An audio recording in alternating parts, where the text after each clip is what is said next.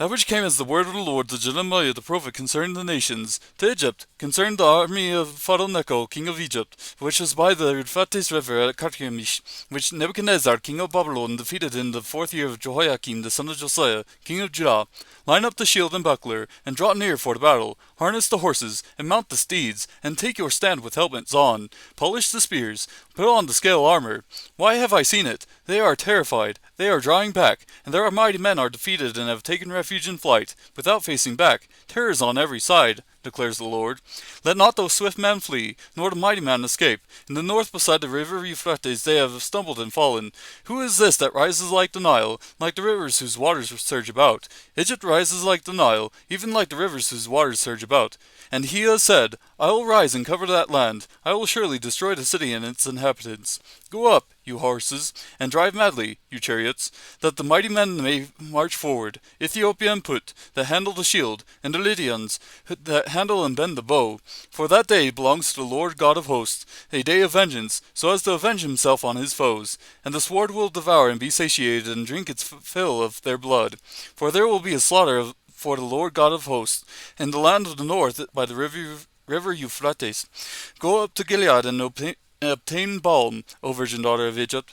In vain have you multiplied remedies. There is no healing for you. The nations have heard of your shame, and the earth is full of your cry of distress. For one warrior has stumbled over another, and both of them have fallen down together. This is the message which the Lord spoke to Jeremiah the prophet about the coming of Nebuchadnezzar, king of Babylon, to smite the land of Egypt. Declare in Egypt and proclaim in Migdol. Proclaim also in Memphis and Tahpanhes.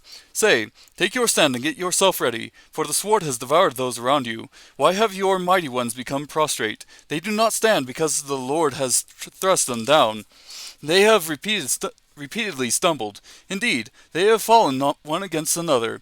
Then they said, Get up, and let us go back to our own people and our native land, away from the sword of the oppressor. They cried there, Pharaoh king of Egypt is but a big noise. He has let the appointed time pass by. As I live, declares the king, whose name is the Lord of hosts, surely one shall come who looms up like Tabor among the mountains, or like Carmel by the sea. Make your baggage ready for exile, O daughter dwelling in Egypt, for Memphis will become a desolation.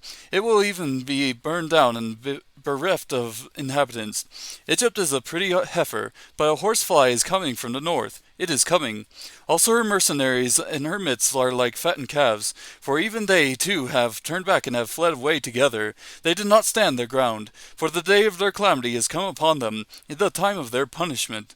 Its sound moves along like a serpent, for they move on like an army, and come to her as woodcutters with axes. They have cut down her forest, declares the Lord. Surely it will no more be found, even though they are now more numerous than locusts and are without number. The daughter of Egypt has been put to shame, given over to the power of the people of the north. The Lord of hosts, the God of Israel, says, Behold, I am going to punish Ammon of Thebes, and Pharaoh, and Egypt along with her gods and her kings, even Pharaoh and those who trust in him. I shall give them over to the power of those who are seeking their lives, even into the hand of Nebuchadnezzar, king of Babylon, and into the hand of his officers. Afterwards, however, it will be inhabited as in the days of old, declares the Lord. But as for you, O Jacob my servant, do not fear, nor be dismayed, O Israel. For see, I am going to save you from afar, and your descendants from the land of their captivity. And Jacob will return and be undisturbed and secure, and with no one making him tremble. O Jacob my servant, do not fear, declares the Lord, for I am with you. For I will make a full end of all the nations where I have driven you. Yet I will not make a full end of you, but I will correct you properly, and by no means leave you unpunished.